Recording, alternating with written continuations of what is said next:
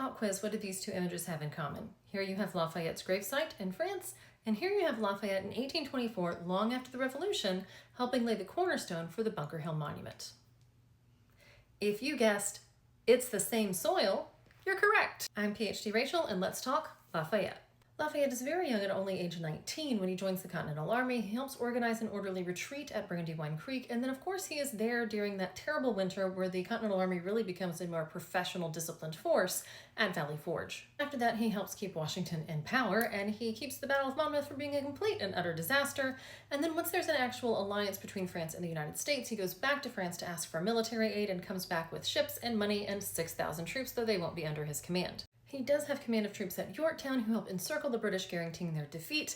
And then, when the Brits begin playing The World Turned Upside Down when they lose, it's Lafayette that orders his men to play Yankee Doodle, which was an insult song the Brits began singing about their more rural American cousins during the French and Indian War. Now, despite his disdain for slavery, which he was never able to talk George Washington or Thomas Jefferson out of, though he did try, he was very close to George Washington. Lafayette goes on to name his children George Washington and Virginie, and when Lafayette is arrested during the French Revolution, though by the Austrians, his son goes to stay with Washington's family, the Custases, during his imprisonment. That now adult son will join Lafayette on his 1824 year-long tour of the United States, in which he visits 24 different states.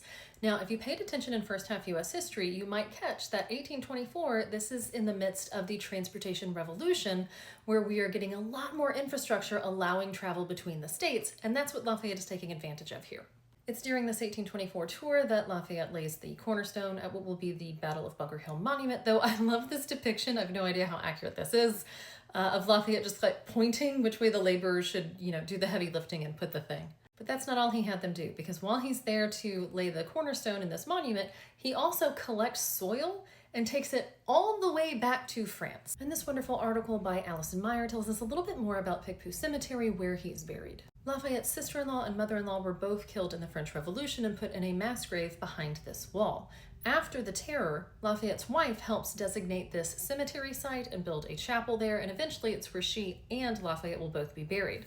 But Lafayette's gravesite is a little different, because on top of his coffin is all of the soil he brought back from Bunker Hill.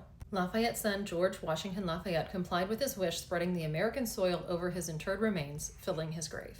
Lafayette is one of several immigrants who helps train or aids the Continental Army during the War for Independence, and if you're interested in me maybe making some more videos about those men, including Pulaski and von Steuben, let me know in the comments.